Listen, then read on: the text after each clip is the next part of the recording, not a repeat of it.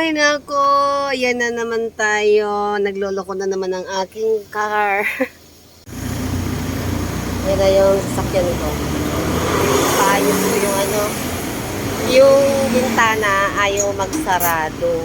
Kagabi pa to, tinakpan ko lang. So ito yung switch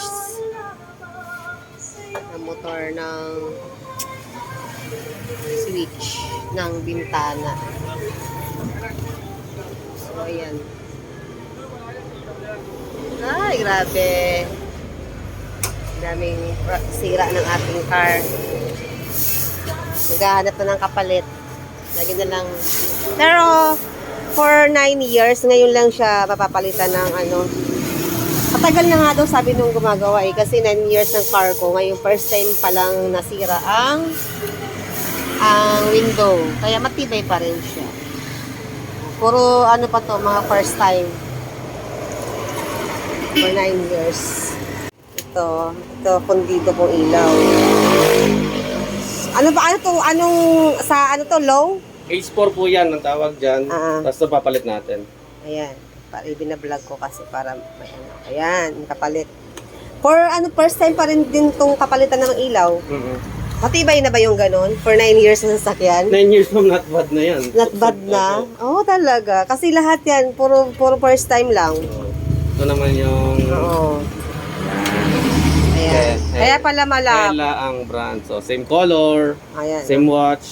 So, yun lang naman ang ang problema, ilaw. Sige. Magkano yung ganyan? 700 lang po. 700. So, ayan aking mga papagawa. Gumagawa na sila. Dalawa na ang gumagawa. Binablog ko lang ha. Para maging sikat kayo sa YouTube. Oh, wow. Sino yung Raymond? Ako po. Ikaw. Kasi nirecommend ka sa akin dito sa dito sa painting. Kay Ma'am June. Doon ako unang pumunta eh. Ang aga ko nga doon, 7. Kaya si Sir Raymond. Siya daw ang pinakamagaling dito sa Manggahan. Dito, ano bang shop nyo para i-ano natin to? Anong shop nyo? Titlo po name. Schedule ba kayo? By schedule? Pag nagpa-schedule, madam, ni-schedule po namin. Tulad kayo, nagpa-schedule nyo for tomorrow. Kayo unahin namin. Ay, pahingin ako number nyo. Hindi ako nagpa-schedule, nirefer lang ako. Pwede naman po. Pero kung wala na nagpa-schedule. Ngayon, kung pag-afternoon, kayo na. Pakita ka na mukha mo para makita ka ng mga fans. Ayan, si Sir Raymond pala. Ayan. Yan yung pinakamagaling mag-ayos sa Manggahan, ha. Punta kayo dito. Papakita ko yung shop. Saka ito si Kuya. Kuyang ito yung nakausap kayo na, Dalawa sila gumagawa dito. Para, malapit lang to sa amin, eh. Ito. Ito ang kanilang shop. Ayan, dito sa highway. Katabi siya ng G's Footwear Shop. Ayan, dito. Ayan, sa barber shop, katabi ng barber shop. Ayan na yung Manggahan stoplight. Ayan yung Red Doors Hotel. Ayan. So, ito yung going to Governor Hills. So, along highway lang siya. Maliit lang yung shop. Pero, yun, galing sila gumawa ng sasakyan.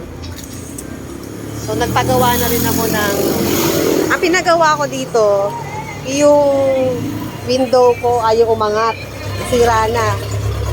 After 9 years ng car ko, ngayon na nasira siya. So, sabi niya, matagal na daw yun. Matibay na yun. For 9 years na ngayon lang inayos. And then, for 9 years, ngayon lang lilinisin itong Ano ba tawag dito, Kuya? Headlight. Tignan mo, dilaw na. Ipapalinis ko na rin to. Tapos, yun, pundido na yung ilaw dito. Papalinis ko na rin. Kasi parang isang baklasan lang. Kasi Kapit pala natin yan. Titesting muna natin. Working na. Ayan. Low beam, high beam. So, okay na. Okay na po yan. Pero ito po, kailangan linisin. Lilinis natin eh. Ayan. So, yan ang aking sakyan.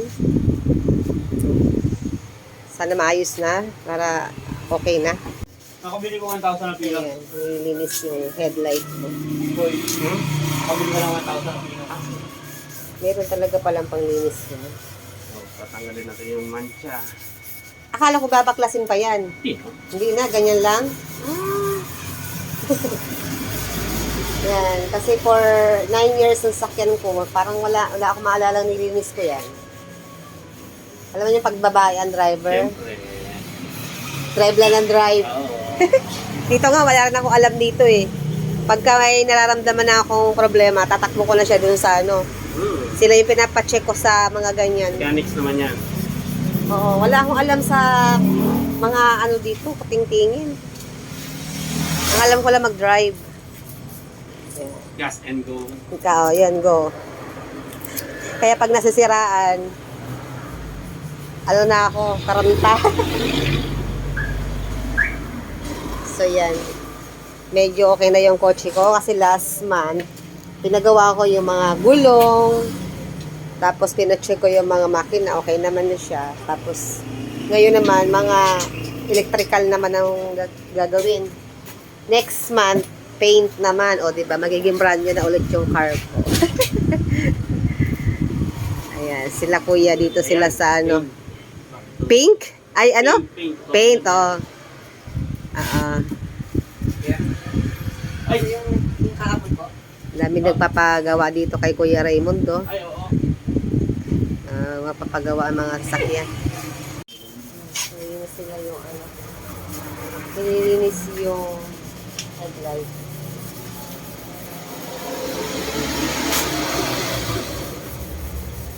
Akala ko naman yan, tinatanggal, kaya kaya hindi ko siya nililinis.